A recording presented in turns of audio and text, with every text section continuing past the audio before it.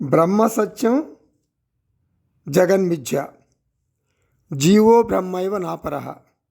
అంటే అహం బ్రహ్మైవ నాపరః. ఇది చాలా చాలా చిన్న విషయం అయినప్పటికీ ఎన్నో సిద్ధాంతాలు, ఎన్నో రాద్ధాంతాలు మన సమాజంలో ఉన్నాయి. అసలు అహం బ్రహ్మాస్మి యథార్థమా లేక నా అపోహ అని చాలామందికి సందేహాలు, సంశయాలు ఉంటాయి.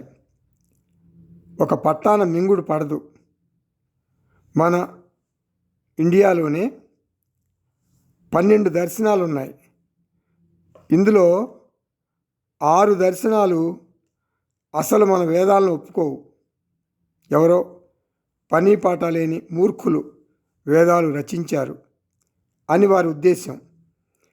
అహం బ్రహ్మాస్మికి అసలు ఏమిటి ప్రూఫ్ అంటారు వాళ్ళు. ఇకపోతే మిగిలిన 6 ఆస్తిక దర్శనాలు సాంఖ్య, యోగ, న్యాయ, వైశేషిక, పూర్వమీమాంస, ఉత్తరమీమాంస వీళ్ళేమంటారు? అహం బ్రహ్మాస్మి అని వేదాలు చెప్పలేదు అంటారు. నీకు వేదాలు సరిగా అర్థం కాలేదు అంటారు. కర్మకాండను వదిలి జ్ఞానకాండకు రండి అని మన శాస్త్రం చెప్పింది. అంటే ఇక్కడ మళ్ళీ ఆటంకాలు. మధ్వాచార్యులు, రామానుజాచార్యులు ఒప్పుకోరు. వారు అదే శాస్త్రం, అదే ఉపనిషత్తులు చదివారు. నీవు బ్రహ్మన్ ఎప్పటికీ కాలేవు, నీవు భగవంతుడికి దాసుడివి అంటారు వాళ్ళు.